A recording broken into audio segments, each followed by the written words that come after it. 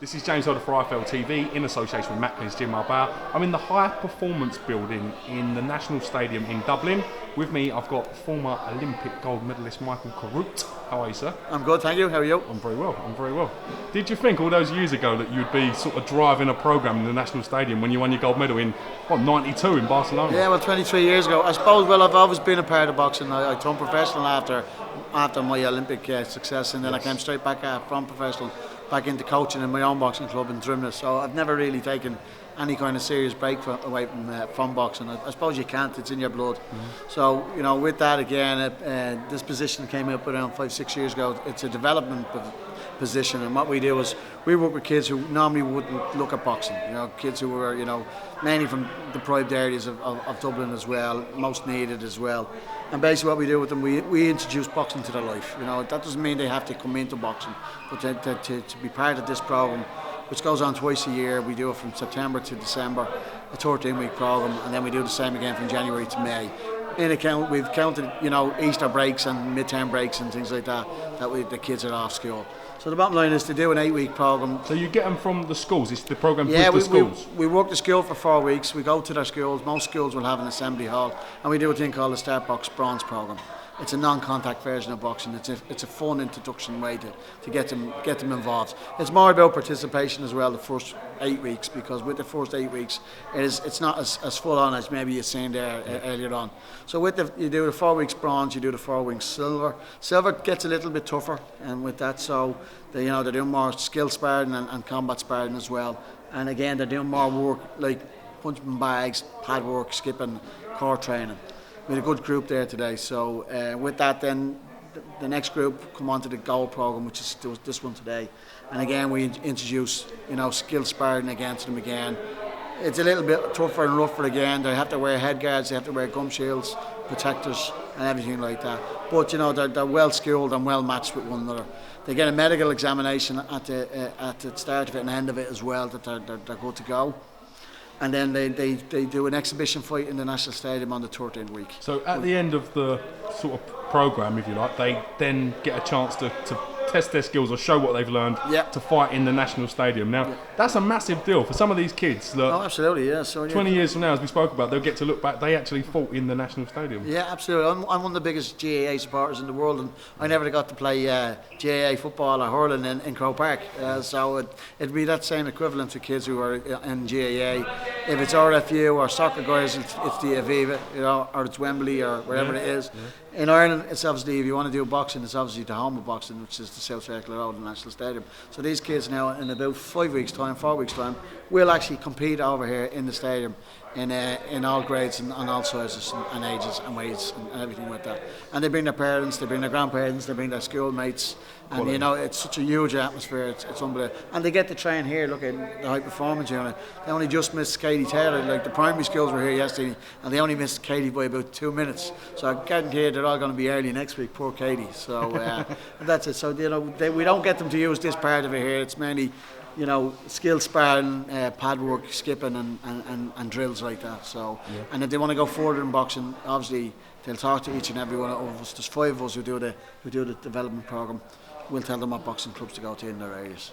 Now, I mean, the success stories from this, we probably won't be able to see as many of them because everybody's got their own goals and their own aspirations. Now, what are the sort of major success stories, if you like? Have you found any kids that have then gone on to take up the sport and fight for the country in the amateurs? Well, not so much. It's only gone 5-6 years now. There are kids there who have won County Dublin Leagues, County Dublin Championships, All-Ireland Championships to have started with us and have progressed onto that programme. Kids who would never have probably even looked at boxing, only that we went to their school and put the idea into their head. Now, let's be honest as well, over the last 12 years or so in Ireland, 20 years I suppose, boxing has been on a huge uprise because we're winning medals at Olympic Games. It's televised every 4 years, as we all know, and it's the biggest endorsement to our own product, because our kids, our boys and girls, are going out and winning medals, and that's a huge endorsement to any sport. So, but the bottom line is, some kids don't watch television. Some kids, they're not. They do watch television. It's called an Xbox or a PlayStation or something like that. So we try work on the ones. Our primary aim in this is not to produce an Olympic champion. It's great that we'll get that if we do get that. it's all about participation from any grade of kid, you know, to keep them active for an hour in the training session, and who knows what that'll bring them. I've got to say, I think it's fantastic. The fact that it's linked with the schools and it's all sort of official and everything's sort of laid on for the kids. They haven't got to pay any money to get involved in the programme. I think it is fantastic. And I said, it's things like this, the reason that Ireland are reaping the success in the elite squad. Because they're putting in the groundwork underneath it. Yeah, absolutely. These are kids now today are 15, 16, 17 years old. We have kids working from 9, 10, 11 years old. You know, they're the ones, you know, you're going to get a gem in one of those kind of groups, because they're young enough and early enough to start the game. And like as I said, we've already produced numerous amount of Irish champions in this programme. So, and then again, it's up to them. What happens with them? They'll go into a gym. They'll get used to a different coach. You know, he'll bring his method to them. It might work, it mightn't work. You know, that's the way it works. That's boxing. You know, boxing, you have to be extremely lucky as well, and as well that you stay injury free and everything else with it. So when you're in championships, so the bottom line is, you know, we give them a good grounding on this 13-week program, and it's great for us, because you know it's a thing. I'm head coach at Drimna Boxing Club. I go from kids that don't know anything about boxing to the ones who think they know everything about boxing, you know. And sometimes I'd say to them, you had the commitment my boxers have, or if they had vice versa, the commitment that these school guys have, you know. So it's a learning curve for me as well, because you know it teaches me as well. I have to teach a kid who doesn't know what he's doing again, you know. When I'm going down to my own club, they should know what they're doing at that stage, but they don't always, you know. So again, you never stop learning in this game. Listen, I think you're doing a fantastic job. Before we go, will you show us a little bit around the premises and tell us what of the elite fighters, who uses this place quite regularly? Well, really, it is the elite squad. The whole squad would, you know, this is their strength and conditioning rooms as well. They have their massage tables as well. They have the physiotherapist and whoever else they need, you know, if they need massage or an injury treated here as well. Yeah. They have everything that they need in relation to weights and dumbbells and bars and. You know, the good to see all the weights from in the boxing gym. Sometimes they're separate, aren't they? They are sometimes, yeah. So it's good to see all we are. This used to actually be the old gun room from the Griffith Barracks. Did it? Yeah. So over the years, this is where they would have. This was at the Arsenal. This was, you know. So this is where they kept all the rifles and everything else from inside. Yeah. So fortunately, the IABA got a chance to purchase this building, and they did, and they turned it into the high performance unit. Okay. So which is great that they have the 3 rings, they have the 20 or so bags, you know, the dressing rooms. Can we have a look? No, absolutely, yes. So that's the strength and condition, as long as with this part here as well. But one thing I always loved about this is that they got, you know, people to put quotes on the walls. You know, what one did you put on, Mike? Mine's down there a little bit further, but you know, remember the way when I put my one, there was no such thing as female boxing, you know. So I have to change now to the person rather than the man. Okay, but the bottom line is. Did you get a bit of stick for that? No, because this unit's 20 years old, you know. So the bottom line of it is as well, you know, who's ever an Irish boxer as well now wants to get the quote on the wall. You know what I mean? Because like you have Paddy Barnes, you have Kenneth Egan, you have late Darren Sutherland over there, Darren O'Neill. Paddy Barnes' quote: "Prepare to fight and get ready for war." Sounds about right. Sounds about right. Okay.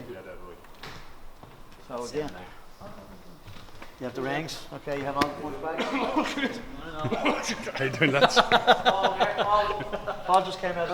Hi. Very proud of you, Paul. Very proud of you, Paul. You're in there, buddy. You have John Joe Joyce. There's the late Darren Sutherland.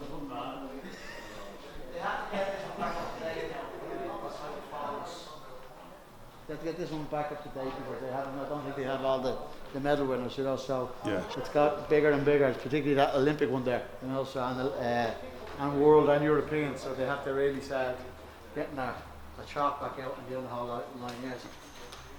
There's lads getting ready in there. That's the dressing room areas, you know. Okay. So I don't think we should really go in there while they're getting ready, you know. No. But they actually have upstairs. They have living quarters as well, which they just have to only recently renovate. So they can sort of chill out in between sessions. Yeah, they have a bed to lie on down up there as well. Like they have to get new showers and dressing rooms and everything else put in over the last, say, 6 weeks or so, you know. So they need to rejig it a little bit as well. So they have somewhere to go upstairs and rest and things like that. So when you're in a camp, you know, it's not an easy thing that you're training twice a day. day, and there's not too much that you can do. You can't go off gallivanting and, you know, things like that, you know, shopping or, you know, because you have to get ready for the next session.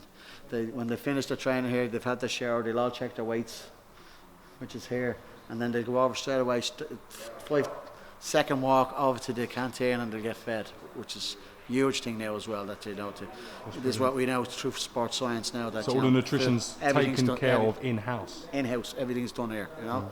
And they'll spend probably the whole week up here. They might get home for some weekends.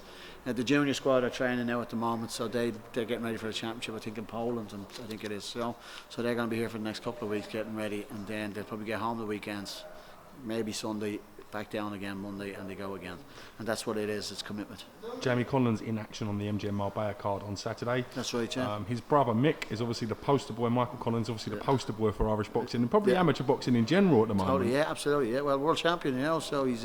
How proud are you of Mick's success? Ah, fantastic, and like particularly his father, John, who actually started in Drimna Boxing Club, my boxing club, so, you know, John is a Drimna boy. And Michael, a fantastic achievement, you know, what he's done this year alone, never mind what he's done previous years, to win a Commonwealth gold, a European gold and a world gold is scary. I think he's took Paddy Barnes' title as well, most successful amateur boxer in history. Well, I think so. Well, he has to, because he's won all 3 medals now, and he's won a, you know, in a like, he's a European champion, he's world champion, and he's Olympic champion. So it's, you know, you can't get any better than that. Well, he's not Olympic champion just yet. He'll get that next year, hopefully, you know. So, but the bottom line is, listen, that's what they need as well. You need competition. All teams need competition with one another, you know. So if he does it, I want to do it, you know. That's the way it goes, you know. And then it spurs on that fella walking out the door there now. He wants to become on that wall, you know. And that's the way it is in boxing. So it's a nice thing to have, that, you know, that they're producing. And again, it's to the you know, the high performance unit.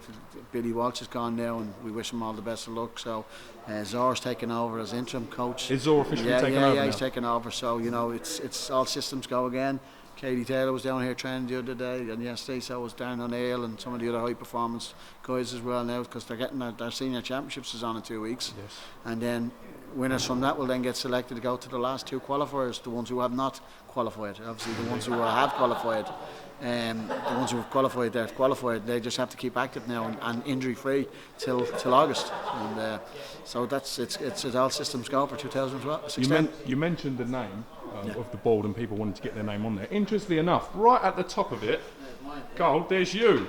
Ireland's first ever Olympic gold medal winner in boxing. Yeah, and I'm an honoured guest. I wasn't part of the high performance unit. The high performance unit was set up after myself and Wayne McCullough. So we're guests of the thing. Now they have another Olympic champion with Katie Taylor on it now as well. So it's fantastic that they have that as well. We need to get a male Olympic champion on it now. I'm glad you mentioned Wayne McCullough, the Pocket Rocket. I had the pleasure of catching up with him in LA and getting him on the channel. He's a lovely man. Lovely guy. And myself and Wayne were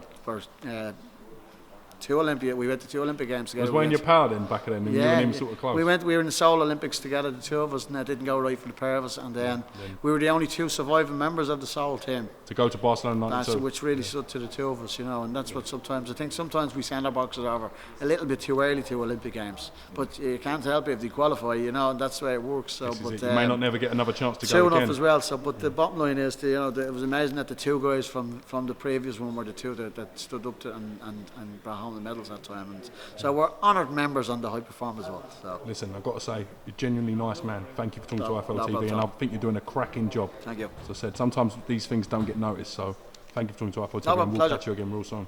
Take care.